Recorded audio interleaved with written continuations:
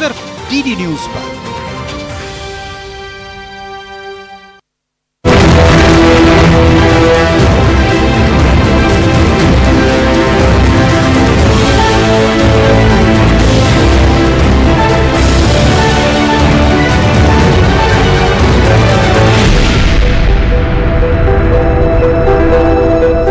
नमस्कार, खबर पर नजर के इस अंक में आप सभी का स्वागत है। मैं हूं निखिल सिंह और खबर पर नजर में हम उन तमाम खबरों को समेट कर लाते हैं जिन पर दिन भर रही है आपकी नजरें और जिन्होंने दिन भर बटोरी हैं सुर्खियां। और हमारे संवाददाता क्या कुछ कहते हैं इनके बारे में, वो संवाददाता जिन्होंने इनको ट्रैक किया है दिन भर। तो सबसे पहले बात करेंगे संसद की कार्रवाई की और साथ ही साथ बात करेंगे कि भ्रष्टाचार के खिलाफ सीबीआई और ईडी का अभियान किस गति से लगातार जारी है। संसद की बात करें तो संसद में गुरुवार का दिन भी गहमा गहमी भरा रहा जब राहुल गांधी संसद आए तो जरूर, लेकिन सत्ता पक्ष की माफीनामे की मांग उन्होंने पूरी नहीं की और जा पहुंचे कांग्रेस मुख्यालय। वहां राहुल ने प्रेस को संबोधित किया और शुक्रवार को संसद में अपनी बात रखने की बात कही। राहुल गांधी के बयान और हिंडनबर्ग रिपोर्ट को लेकर सत्ता पक्ष और विपक्ष के बीच आरोप प्रत्यारोप का दौर जारी है और चौथे दिन भी संसद के दोनों सदनों की कार्यवाही नहीं चल सकी। गुरुवार को 11 बजे लोकसभा की कार्यवाही शुरू होते ही सदन में नारेबाजी होने लगी। हालांकि स्पीकर ओम बिरला ने सदन चलने देने की बार बार अपील की, लेकिन पहले 2 बजे तक और बाद में दिन भर के लिए लोकसभा की कार्यवाही स्थगित करनी पड़ी। आप बाहर जाकर चर्चा करते हैं, मौका नहीं देते और बेल में आके नारेबाजी करते हैं। गलत गलत। संसद की मर्यादा होती है, हम मर्यादा को बनाए रखें। वहीं राज्यसभा में भी यही हाल रहा। सुबह 11 बजे और फिर 2 बजे हंगामा इतना हुआ कि सभापति भी अपनी बात नहीं रख सके और सदन को चंद मिनटों के भीतर ही स्थगित करना पड़ा। इस पूरे घमासान के केंद्र में है कांग्रेस के पूर्व अध्यक्ष राहुल गांधी। राहुल विदेश दौरे के बाद लौटे तो प्रेस कॉन्फ्रेंस की और कहा कि उन्होंने कुछ भी गलत नहीं कहा है। राहुल ने कहा कि वो शुक्रवार को सदन में अपनी बात रखेंगे। मैंने स्पीकर से कहा कि मैं पार्लियामेंट में बोलना चाहता हूं, अपनी बात रखना चाहता हूं। सरकार के 4 मंत्रियों ने मेरे ऊपर आरोप लगाया है, हाउस में आरोप लगाया है, तो मेरा हक है कि मुझे पार्लियामेंट हाउस में अपनी बात रखनी देनी चाहिए। राहुल गांधी के बयान पर तीखी प्रतिक्रिया देते हुए भारतीय जनता पार्टी के प्रवक्ता रविशंकर प्रसाद ने कहा कि पीएम मोदी का विरोध करते करते राहुल देश और लोकतंत्र के विरोध पर उतर आए हैं। भाजपा राहुल से पूछती है कि वो कब तक 140 करोड़ भारतीयों को गुमराह करते रहेंगे। राहुल गांधी जी, आप देश को कब तक मिसलीड करेंगे?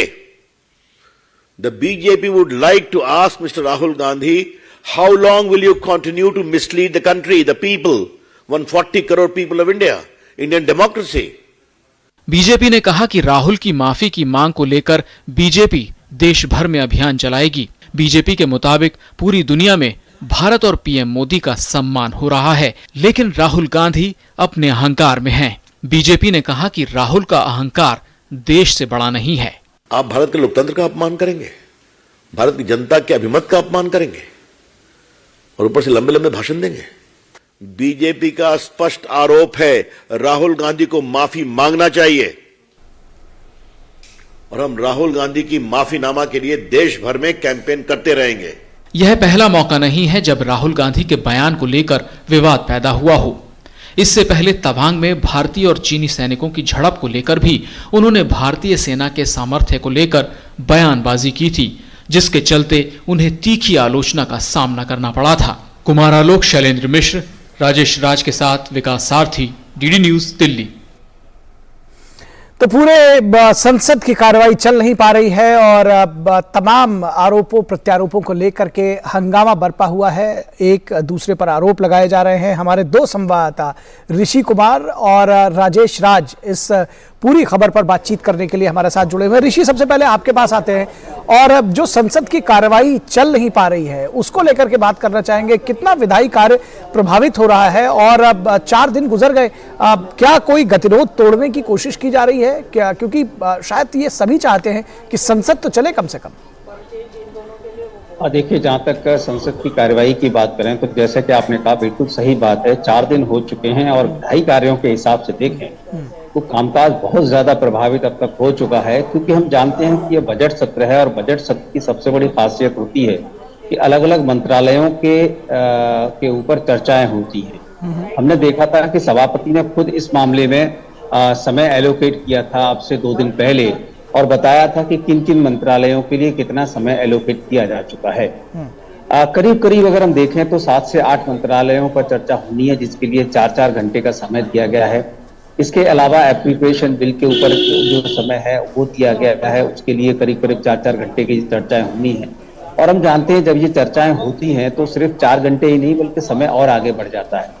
तमाम बातें ऐसी आती होती हैं। ये बजट प्रोसेस के दौरान ये सबसे महत्वपूर्ण पल होता है जब इन विभागीय चर्चाओं में सांसद भाग लेते हैं। दूसरी बात, जैसे कि आपने कहा कि क्या इसको लेकर अभी तक कोई शुरुआत ऐसी हो रही है, कवायद शुरू हुई है कि भाई ये गतिरोध डेडलॉक टूटे। अब इसको लेकर अगर हम देखें तो तमाम राजनीतिक दलों की ओर से, खास तौर से विपक्ष की ओर से ये बातें सामने आ रही हैं कि वो चाहते हैं कि सदन में चर्चा हो और वो बातचीत करें। इसके लिए हालांकि अलग अलग विपक्ष की तरफ से जो मुद्दे उठाए जा रहे हैं, जिसमें कि कार्य स्थगन प्रस्ताव के जरिए वो इन चर्चाओं को आगे बढ़ाना चाहते हैं, ये भी एक गतिरोध की वजह है। क्योंकि अगर सामान्य रूप से अगर चर्चा को आगे बढ़ाने की प्रक्रिया को हम देखें तो उस पर चर्चा कराना आसान होता है। दूसरी ओर यहाँ पर जो राहुल गांधी का जो बयान का जो मसला है वो भी एक बड़ा मसला है। इस मसले को लेकर ट्रेजरी बेंचेस की तरफ से साफ कहना है कि राहुल गांधी ने जो देश का अपमान किया है और भारत की संसद की गरिमा और लोकतंत्र के विपरीत जो बयान दिए हैं उसको लेकर उन्हें माफी मांगनी चाहिए। अब जिस तरीके से खबरें आ रही हैं कि संभवतः वो कल लोकसभा में आकर बोल सकते हैं, अगर वो आते हैं तब क्या स्थिति बनेगी, उनका क्या रुख रहता है, तो ये जो पूरी परिस्थितियां हैं, क्योंकि ट्रेजरी बेंचेस भी अब ये स्पष्ट कर चुकी हैं कि राहुल गांधी के मसले को लेकर वो किसी भी तरीके के कॉम्प्रोमाइज करने के मूड में नहीं। जी बिल्कुल। राजेश, इस बात को वहीं से उठाते हैं जहां से ऋषि ने छोड़ा है कि कल राहुल गांधी अगर सदन में आते हैं क्या कुछ होता है, क्योंकि ये जो पूरा मुद्दा है राहुल गांधी माफी मांगे ये कहती है बीजेपी और कांग्रेस कह रही है कि माफी मांगने का सवाल नहीं उठता। किस तरह से देखते हैं इस पूरी राजनीति को? शायद इस तरह का जो एक अभूतपूर्व स्थिति पहले देखने को नहीं आती थी। देखिए, राहुल गांधी आज संसद पहुंचे जरूर थे, लेकिन उन्होंने जो भारतीय जनता पार्टी या सत्ता पक्ष की जो मांग थी कि उन्हें माफ़ी मांगना चाहिए, उस माफ़ीनामे पर उन्होंने कोई चर्चा नहीं की। वो आए और फिर वापस चले गए और कांग्रेस मुख्यालय जाकर उन्होंने प्रेस कॉन्फ्रेंस किया 24 अकबर रोड में, और उन्होंने वहाँ पर यही जानकारी दी कि हमने स्पीकर से यह अनुरोध किया है कि मुझे शुक्रवार को बोलने का मौका दिया जाए। क्योंकि सदन के भीतर जो राहुल गांधी का कहना था कि सदन के भीतर 4-4 मंत्रियों ने उनके ऊपर आरोप लगाए हैं कि लंदन में जाकर उन्होंने भारत का अपमान किया है, तो हम सदन के भीतर ही अपनी बात को रखना चाहते हैं। तो ऐसे में देखना होगा कि कल राहुल गांधी को क्या बोलने का मौका मिलता है। और ऋषि जी जैसा कह रहे थे कि कार्य स्थगन प्रस्ताव देकर, कार्य स्थगन की नोटिस के बाद जो विपक्षी सांसद हैं वो कामकाज को आगे बढ़ाना चाहते हैं, तो उसमें कहीं ना कहीं जो आसन है उसके सामने नियमों की दुविधा उत्पन्न होती है कि नियमों को ताक पर रखकर सदन की कार्रवाई नहीं चल सकती है। ऐसे में देखना होगा कि क्या राहुल गांधी को स्वतः स्फूर्त तरीके से बोलने का मौका स्पीकर मुहैया कराते हैं या फिर कार्यस्थगन के बाद उनको बोलने के लिए कांग्रेस जो है वो दबाव डालती है, यह देखने वाली बात होगी। बहरहाल कल का दिन जो है बहुत ही अहम दिन होने वाला है। अगर कल राहुल गांधी अपनी बात रखते हैं और माफीनामे की मांग करते हैं तो उम्मीद की जा सकती है कि सोमवार का दिन बेहद महत्वपूर्ण होगा, जब संसद की कार्रवाई चल पड़ेगी और कहीं ना कहीं जो फाइनेंस बिल जो महत्वपूर्ण विधेयक होता है सरकार के कामकाज के लिहाज से और देश की पूरी अर्थव्यवस्था के लिहाज से, और बजट के दौरान जो कई मंत्रालयों पर चर्चा की बात ऋषि जी कर रहे थे वो बेहद महत्वपूर्ण होता है। उसमें सांसदों को अपने अपने संसदीय क्षेत्र में जो उनके कामकाज हैं या फिर जिन विभागों के बारे में वो जानकारी जानकारी हासिल करना चाहते हैं उस पर वो सीधा सवाल करते हैं और मंत्री जो है अपने रिप्लाई के दौरान उसका जवाब भी देते हैं। पूरी राजनीतिक स्थिति को राजेश अगर समझना चाहें, थोड़ा जानना चाहें कि क्योंकि बीजेपी लगातार हमलावर है, आप देख रहे हैं एक के बाद एक रविशंकर प्रसाद, अनुराग ठाकुर, किरेन रिजिजू, पीयूष गोयल, एक के बाद एक सभी लोग ये कह रहे हैं कि उन्होंने भारतीय लोकतंत्र का अपमान किया है। उन्होंने, राहुल गांधी ने कहा कि ब्रिटेन और अमेरिका जैसी शक्तियां आखिर क्यों नहीं इंटरवीन कर रही हैं इसमें भारत में लोकतंत्र बचाने के लिए। तो ये सारी जो स्थिति है, इस पर बिना माफी मांगे वो आगे नहीं बढ़ेंगे। और इसी पर कहीं जो दूसरे इश्यूज हैं, चाहे वो जेपीसी की मांग को लेकर के हो, चाहे जो करप्शन के खिलाफ जो तमाम कार्रवाई चल रही है ईडी सीबीआई को, उसको लेकर के एका बनाने की बात हो, तो ये एक बहुत सारे मामले जो है कहीं ना कहीं एक दूसरे पर उछालने की कोशिश हो रही है। देखिए, भारतीय जनता पार्टी लगातार माफीनामे की मांग पर अड़ी हुई है, लेकिन कांग्रेस समेत अनेक जो विपक्षी पार्टियां हैं वो सरकारी जो एजेंसी हैं उनके दुरुपयोग का आरोप लगाकर, कल भी आपने देखा कि उन्होंने संसद से लेकर विजय चौक तक की यात्रा की, मार्च निकाला और सरकार के खिलाफ जो है विरोध प्रदर्शन करने का काम किया। तो हम कह सकते हैं कि दोनों तरफ से कहीं ना कहीं जो गतिरोध की स्थिति बनी हुई है उससे कहीं ना कहीं संसद का कामकाज जो है वो प्रभावित हो रहा है। और आज जब राहुल गांधी 24 अकबर रोड कांग्रेस मुख्यालय पर जब वो प्रेस कॉन्फ्रेंस करते हैं तो ठीक उसके बाद रविशंकर प्रसाद जो भारतीय जनता पार्टी के वरिष्ठ नेता हैं और पूर्व केंद्रीय मंत्री हैं, वो भी जाकर राहुल गांधी का पलटवार करते हैं और वो कहते हैं कि माफी उन्हें मांगनी चाहिए क्योंकि विदेशों में जाकर उन्होंने देश का अपमान किया है। तो हम कह सकते हैं कि बीजेपी माफीनामे से नीचे कुछ भी कबूल करने को तैयार नहीं है और कांग्रेस पार्टी है जो राहुल गांधी को डिफेंड करने में लगी हुई है। वो साफ तौर पे कह रही है कि राहुल गांधी ने ऐसा कोई जुर्म नहीं किया है या ऐसी कोई आपत्तिजनक बात नहीं की है जिसकी वजह से उन्हें माफी जो है वो मांगना पड़े। और कहीं ना कहीं जो अडानी या फिर जो हिंडनबर्ग रिपोर्ट पर विपक्ष जेपीसी की मांग कर रहा है, तो विपक्ष का मांग एक तरफ है और दूसरी तरफ बीजेपी की मांग है कि वो राहुल गांधी माफी मांगे।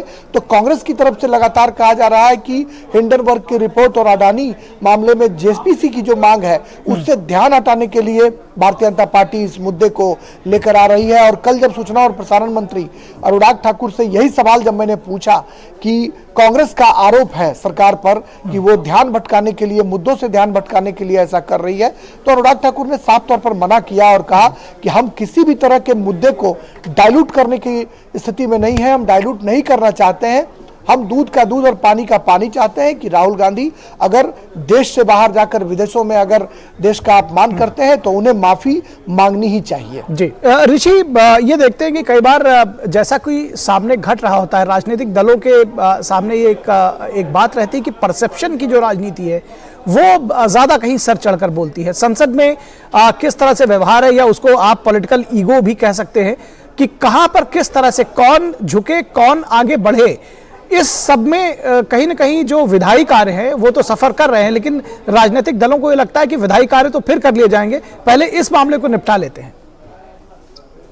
हाँ बिल्कुल, देखिए राजनीति परसेप्शन का ही पूरा का पूरा खेल होता है और इसमें जब कोई राजनीतिक दल कोई गलती कर दे खास तौर से, तो उसका दूसरे राजनीतिक दल उसका जरूर फायदा उठाते हैं और ये लाजमी भी है। और कभी कभी ऐसा मसला भी हो जाता है कि जब आपके सामने मुद्दा स्पष्ट होता है और मुद्दा आपको दिया जा रहा हो, ऐसे में उसको इग्नोर करना।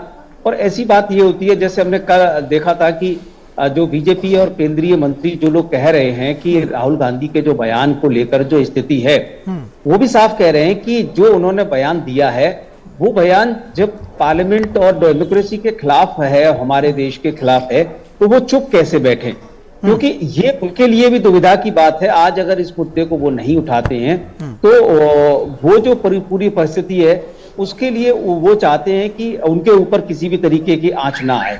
दूसरी बात ये है कि राहुल गांधी ने जो, जैसे कि आपने भी जिक्र किया कि दूसरे देशों को खास तौर से जो आह्वान कर दिया, ये मुझे लगता है कि उनके लिए ज्यादा मुसीबत की बात हो गई, क्योंकि ये जो चीजें हैं ये राजनीति में स्वीकार्य नहीं होती हैं। और आज हम देख रहे थे कि संसद के गलियारों में तमाम जो नेता हैं और पत्रकार हैं वो आपस में बातचीत कर रहे थे, जिसमें कि पीयूष गोयल भी तमाम मीडिया के साथ आज रूबरू हो रहे थे। ऑफ द रिकॉर्ड ही सही, लेकिन बहुत सारी बातें उन्होंने जो रखी, उनका साफ कहना था कि कई बार ऐसा होता है कि जब आप विदेश में होते हैं तो राजनीतिक लाभ की बजाय देश के जो इशू है, जो परसेप्शन है, उसको आपको सामने रखना होता है। तमाम उन्होंने दृष्टांत भी रखे कि भाई हम जब एक डेलीगेशन के तौर पे बाहर जाते थे और कांग्रेस की जब सरकारें होती थी तो किसी भी आरोप का कांग्रेस से पहले विपक्ष में ही सही, लेकिन वो विदेशों में बचाव करते थे। तो ये जो पूरी परिस्थिति है, मुझे लगता है कांग्रेस पार्टी को अब इसमें से निकलने का कोई ना कोई रास्ता जरूर निकालना होगा, क्योंकि उनके जो मेन नेता है वही राहुल गांधी जब गलती कर बैठे तो बीजेपी को तो साफ है कि वो इस बात के लिए अगर अड़ी है तो उनके पास मुद्दा मिला है, उन्होंने मुद्दा को तलाशा नहीं है। दूसरी ओर पक्ष जिस तरीके से मुद्दों को तलाश रहा है, खासतौर से नियमों के आधार पर वो चर्चाएं के लिए अगर अड़ रहा है, तो ये अलग इशू होता है। कई बार पार्लियामेंट में बाद में इस बात को रिजोल्व कर लिया जाता है कि नियम ये नहीं, अगर इस नियम के तहत चर्चा हो तो हम आगे बढ़ सकते हैं, और ये अक्सर हो ही जाता है, क्योंकि कार्य स्थगन प्रस्ताव के जो नोटिस है दिए बहुत ज्यादा है, लेकिन स्वीकार बहुत कम किए गए। अगर आजादी के बाद हम देखें तो संसद में काम को रोककर काम बढ़ाने का जो प्रचलन है वो बहुत कम है। जो रूटीन का काम होता है, जो बीएससी डिसाइड करती है, उसी के आधार पर चर्चा को रखा जाता है। ये बड़ा मुद्दा नहीं है, लेकिन मुद्दा जो बीजेपी के पास राहुल गांधी का है वो बड़ा मुद्दा है। उसको लेकर देखना होगा कि कल जो परिस्थिति बनती है, अगर वो हाउस में आते हैं लोकसभा में, तो क्या उस पर उसके बाद जो राजनीतिक गहमा गहमी आगे बढ़ती। जी राजेश, एक बात आपसे समझना चाहेंगे, इसी जो सवाल था ऋषि जी से उसका एक्सटेंशन आपके पास कि 2024 के जो चुनाव हैं आगामी लोकसभा के, उसकी तैयारियां सिर्फ जनता के बीच में नहीं होंगी, बल्कि जो संसद में जो कार्रवाई है उसका भी रिफ्लेक्शन माना जा सकता है, देखा जा सकता है, क्योंकि एक जो जनमत है वो यहां से भी तैयार होता है। क्या कहेंगे आप? देखिए, संसद में कहीं ना कहीं जो विपक्ष की कोशिश होती है कि वो सत्ता पक्ष को घेरे, और सत्ता पक्ष को घेरने के लिए वो तमाम तरह के हथकंडे अपनाते हैं। खबरों में बने रहना, अखबारों में छपना, ये उनकी जो है वो सबसे बड़ा उनका जो है एक हथियार होता है, औजार होता है कि वो अपनी बातें संसद में कहकर जनता तक पहुंचने की कोशिश करते हैं। लेकिन जानकार बताते हैं, जो रणनीतिकार हैं, वो कहते हैं कि अगर सदन में चर्चा ना हो तो सबसे ज़्यादा फायदा उसका सरकार को ही होता है, सत्ता पक्ष को होता है, क्योंकि सप्लीमेंट्री सवाल जो पूछने का मौका विपक्ष को हाथ लगता है, वो सप्लीमेंट्री सवाल से सरकार बचती है, उन्हें घेरने का अवसर मिलता है विपक्ष को। तो विपक्ष कहीं ना कहीं ये अवसर जो है वो गवा रहा है कि अगर उन्हें किसी भी प्रश्न पर संतुष्टि नहीं मिलने के बाद वो सप्लीमेंट्री सवाल, 2-3 सवाल पूछने का अधिकार उनको रहता है कई मर्तबा, उन सवालों से वो बचते हैं। और यही बात जो जानकार हैं वो कहते हैं कि इसलिए विपक्ष की ये कोशिश होनी चाहिए कि कम से कम क्वेश्चन आवर को वो चलने दें। क्वेश्चन आवर में सरकार की जो तमाम जो सवाल हैं विपक्ष के, वो सरकार उस पर रिप्लाई करती है और सप्लीमेंट्री पूछने का मौका मिलता है, और फिर सदन की कार्रवाई पर जो करोड़ों रुपए खर्च होते हैं वह पैसा भी बर्बाद होता है। इसलिए जनता के जो चुने हुए प्रतिनिधि हैं उनकी जवाबदेही है कि वो अपने क्षेत्र की जनता के लिए सत्ता से सवाल पूछे, सत्ता को घेरे। या लोकतंत्र की खूबसूरती भी है कि सत्ता और विपक्ष दोनों आपस में टकराते जरूर हैं, लेकिन जनता का हित ही सर्वोपरि होता है। जी बिल्कुल, जनता का हित सर्वोपरि होता है। समय समाप्त हो गया है, बावजूद उसके ऋषि जी एक सवाल मेरे जहन में आ रहा है, मैं चाहता हूं कि बहुत जल्दी से आप उसका जवाब दे दें कि पीयूष गोयल ने कहा था, इस बात का आह्वान किया था कि कम से कम राहुल गांधी की इस मुद्दे पर कांग्रेस के साथ दूसरे दल ना खड़े हों, ये उनके साथ खड़े ना नजर आए। किस तरह का रिफ्लेक्शन आप देखते हैं सदन में? क्या कांग्रेस के साथ राहुल गांधी के विदेशों में बयान देने के मुद्दे पर समूचा विपक्ष एकजुट है, या अभी बिखराव दिख रहा है उसमें? देखिए, जहां तक पीयूष गोयल जो कि राज्यसभा में नेता सदन है, उनके द्वारा अगर ये कहा गया था, हमने उसी दिन इस बात को नोटिस भी किया था, ये एक बड़ा राजनीतिक पक्ष था कि बीजेपी ये बात को समझ रही थी कि इस मुद्दे पर कम से कम विपक्ष को अलग थलग किया जा सकता है, और ऐसा दिखाई भी दिया। आमतौर पर जो हम देखते थे कि सुबह सुबह राजनीतिक दल मिलकर जो प्रदर्शन कर रहे थे, शुरुआत के 1-2 दिन की बात है, उसके बाद हमने देखा कि सभी राजनीतिक दल अधिकांशतः अलग अलग प्रदर्शन करते हुए नजर आए। खासतौर से उसमें टीएमसी को हमने नोटिस किया कि उन्होंने अलग अलग प्रदर्शन किया, और आज भी अगर हम देखें तो टीएमसी सदन में उग्र जरूर थी, लेकिन वो अपने मुद्दे को लेकर उग्र थी। वो उनका जो पूरा का पूरा जो प्रदर्शन था, बैल में भी आए, नारेबाजी भी की, और वो चाहते थे कि इस मुद्दे को राहुल गांधी के मुद्दे की बजाय अपने मुद्दों को वो ऊपर रखना चाहते थे।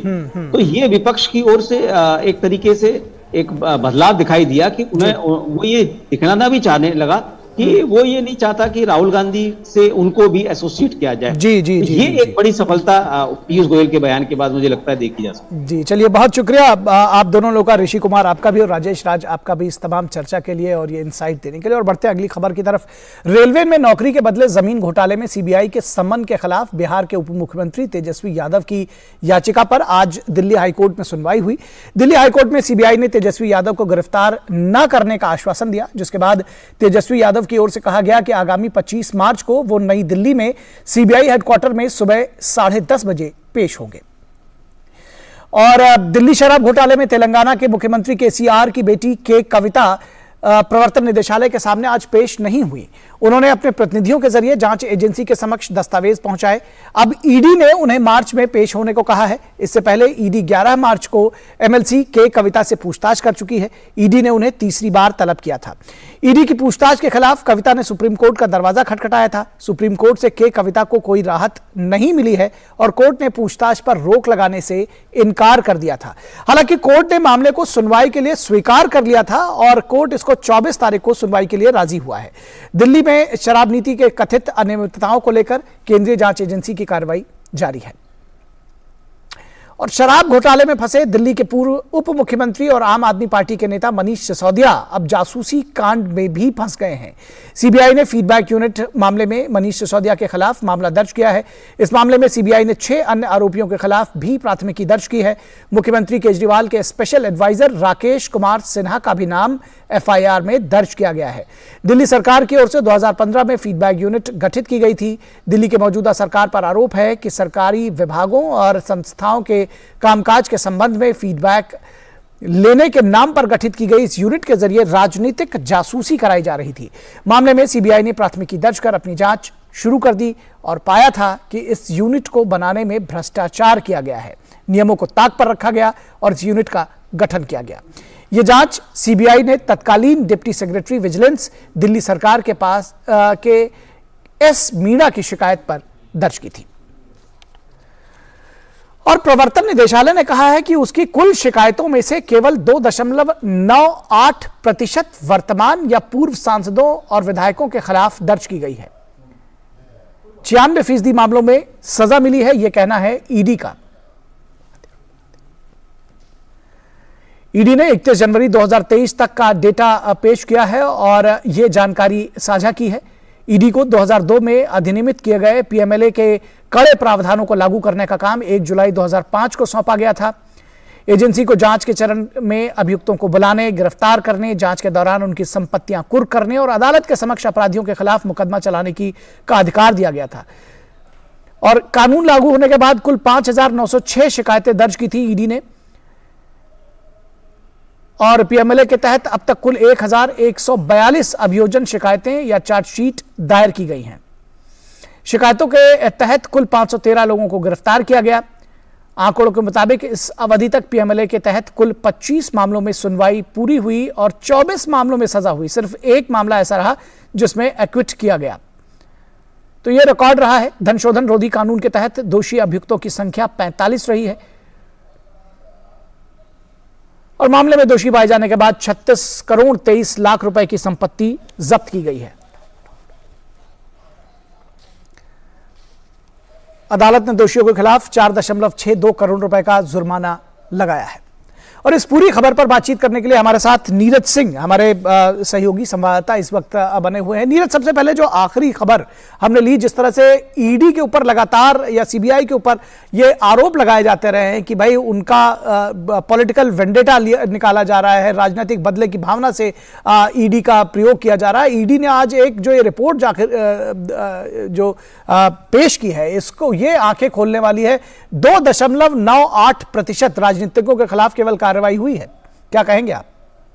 देखिए, बिल्कुल, क्योंकि अगर आप देखें कि जिस तरीके से विपक्ष लगातार हंगामा कर रहा है और ये कह रहा है कि जो विपक्ष के लोग हैं उन्हीं के ऊपर प्रवर्तन निदेशालय के द्वारा या जो जांच एजेंसियां उनके द्वारा कार्रवाई की जा रही है, तो आप देखें कि जो डाटा है ईडी का वो ये बताता है कि ऐसा नहीं है। 5,900 के करीब जो केस हैं जिनमें एक तरीके से कह सकें कि ईडी ने प्राथमिकी दर्ज की है और इसमें मात्र 176 केस ऐसे हैं जो सांसदों, पूर्व सांसदों, एमएलए या फिर एमएलसी उनके खिलाफ है। तो ऐसा नहीं है। और दूसरी सबसे बड़ी बात है, अगर आप देखें कि इससे पहले 2014 से पहले जब यहाँ पर यूपीए का शासनकाल था तो उस समय भी तमाम जो पॉलिटिकल पार्टी के लोग हैं उनके ऊपर कार्रवाई हुई है। आप देखें प्रमोद महाजन के ऊपर कार्रवाई हुई है। अगर आप बेल्लारी में रेड्डी बंधुओं की बात करें तो उनके ऊपर जो कार्रवाई हुई है, बीएस येदियुरप्पा के ऊपर कार्रवाई हुई है, यहां तक कि अमित शाह के ऊपर भी कार्रवाई हुई है। लेकिन इस तरह का हंगामा हमको देखने को नहीं मिला है। आप अगर देखें, एक छोटा सा मैं उदाहरण दूंगा आपको कि जिस समय राबर्ट वाड्रा के खिलाफ कार्रवाई हो रही थी, ईडी लगातार पूछताछ कर रही थी, तो कांग्रेस पार्टी ने किस तरीके से पूरे देश भर में प्रदर्शन किए थे, जबकि राबर्ट वाड्रा ना तो कांग्रेस पार्टी के कोई मंत्री है, ना राबर्ट वाड्रा कांग्रेस पार्टी की तरफ से सांसद है और ना ही राबर्ट वाड्रा कहीं के मुख्यमंत्री है। लेकिन उसके बावजूद चूंकि वो गांधी परिवार से जुड़े हुए, इसलिए उनके खिलाफ जब कार्रवाई हुई तो पूरा देशव्यापी प्रदर्शन होता है। तो उसी तरीके से अगर आप यहां देखें कि जो कार्रवाई लालू प्रसाद यादव के परिवार के प्रति हो रही है, नीतीश कुमार का क्या कहना था? नीतीश कुमार का यह कहना था कि लालू प्रसाद और उनके परिवार वालों ने बड़े पैमाने पर संपत्ति अर्जित की है, उनके खिलाफ कार्रवाई होनी चाहिए। आज नीतीश कुमार चुप है। तो पॉलिटिकली अगर आप देखें तो उस पॉलिटिकली लाभ लेने के लिए इस तरह की बातें की जा रही है, जबकि ईडी का